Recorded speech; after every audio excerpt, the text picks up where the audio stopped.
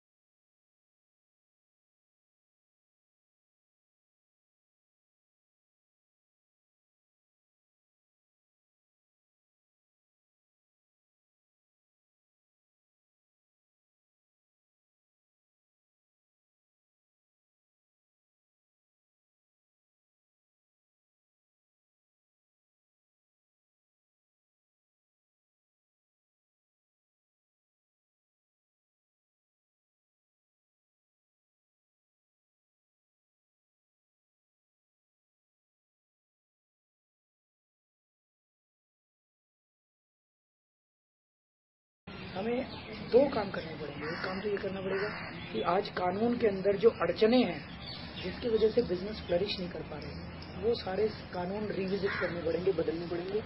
आज कानून के अंदर जितनी हमने ये अननेसेसरी पावर दी हुई है ये बंद करनी पड़ेगी।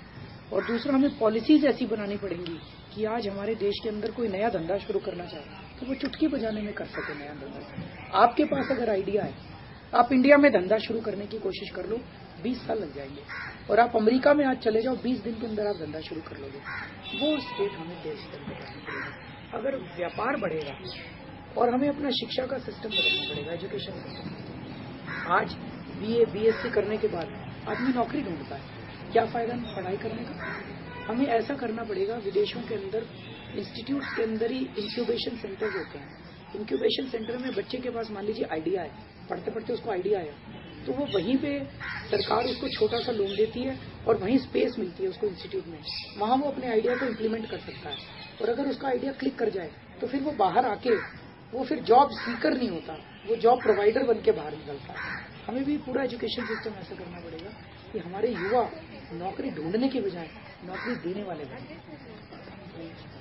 ये बिजनेस का आपका CII के बाद से थॉट चेंज हुआ है, इसके पहले तो आप एंटा बिजनेस लगते थे सर। गलत फहमी थी हमारे बारे में।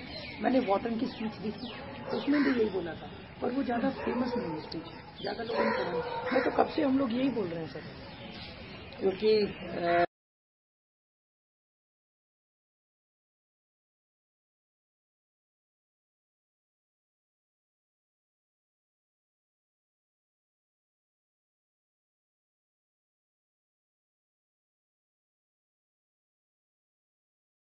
जल्दी से कैमरे की निगाह से 2 पारियों में 3000 बच्चों पर साक्षरता का एहसान करने वाले इस स्कूल की हालत दिखा देता हूँ। तो ये लोग पढ़ता भी है कि आगे पढ़ाई छोड़ देता है सर? नहीं ये बच्चे उस सर्वशक्तिमान की दैनिक प्रार्थना के लिए बिठाए गए हैं, जिसकी अनुकंपा से इन्हें इसके बाद दोपहर का भोजन मिलने वाला है। खाना है। धूल से भरी जमीन पर ही बैठकर ईश्वर की सच्ची आराधना होती होगी। पानी की भी व्यवस्था है इस स्कूल में। टंकी की हालत को देखकर नहीं समझा जाए कि गुजरात के सभी स्कूल ऐसे ही होंगे, मगर एक नल से 1000 बच्चे टिफिन की घंटी में पानी पी ही लेते होंगे। एक और टंकी है इस स्कूल में, वहां भी एक ही नल कार्यरत है, बाकी सब आंकड़ों की तरह मौजूद है। यहाँ कम से कम सफाई हो रही है, जो इस बात का प्रमाण है कि सिस्टम काम कर रहा है। सर, किसी भी शहर में जाता हो ना, किसी की सरकार हो, सरकारी स्कूल की यही हालत होती है। मैं ये कहता हूँ कि BMW से आने वाला बच्चा जो दिल्ली के स्कूलों में पढ़ता है, वो इस जगह पे पानी पी के दिखा दे, खड़ा नहीं रहेगा, और उसका बाप या उसकी माँ वहाँ पे खड़ी रह के दिखा दे कि उसका बच्चा यहाँ पानी पिए। पता है क्या होगा? वो टीवी स्टूडियो में बैठ के ओपिनियन बनाने लगते हैं कि कंट्री इज नॉट शाइनिंग। लेकिन जब ये गरीब लोग ऐसे हालात में पानी पीते हैं तो उनका कोई ओपिनियन नहीं बनता। ज्यादा हुआ। एक आध क्लास दिखा दीजिए कैसा है।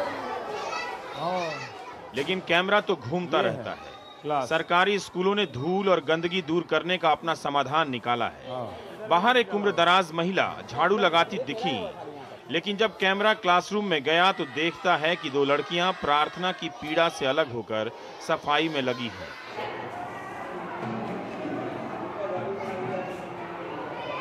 हाँ, बच्चा से झाड़ू ले लीजिए, नहीं तो। टीचर समझ गई और झट से झाड़ू हाथ से ले लिया। समूह जीवन का एक सब्जेक्ट होता है। अच्छा। उसमें क्लास की सफाई भी करानी पड़ती है। अच्छा। हाँ। क्या कर रहे हो तुम? कचरा चुन रही हो? बहुत अच्छा। ये आपका एक सामूहिक जीवन का हिस्सा है, नहीं? लेकिन हम दूसरे क्लासरूम में आ गए। यहाँ ये छोटी सी लड़की कचरा बिन रही है।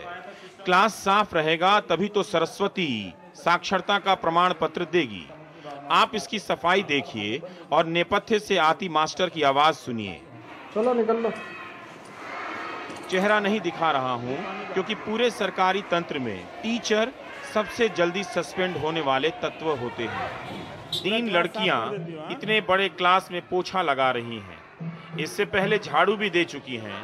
मैं हमलावर पत्रकार नहीं हूं कि पूछने लगूं कि यहाँ ये क्यों हो रहा है। जो हो रहा है वही देख लीजिए। क्यों हो रहा है इसके पीछे की सोच भी समझ लीजिए। नहीं, मैं ये कह रहा हूँ कि अगर बाहर का कोई लोग इसको देखेगा और बोलेगा गलत हो रहा है, तो मैं उनको क्या बोलूँगा? ये बोलूँगा कि गुजरात के बच्चे ऐसे ही करते हैं। नहीं, गुजरात के बच्चे को अलग स्कूल में भेजो, पट्टा वाला ऐसा बोलो। पट्टा वाला मतलब ये वाला पट्टा वाला सरकारी स्कूल? सफाई वाला प्राइवेट में होता है ना, तो क्या बच्चे काम नहीं करते? प्राइवेट में नहीं करते ना, कहीं नहीं करते।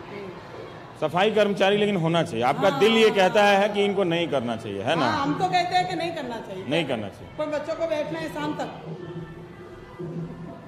हमको भी अच्छा नहीं लगता है सब।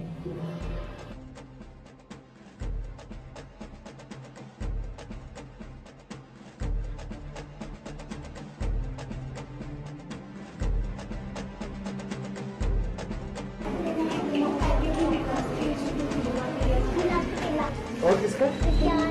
विज्ञान का आपने करा लिया, सामाजिक का भी आपने बच्चों ने करा लिया। ये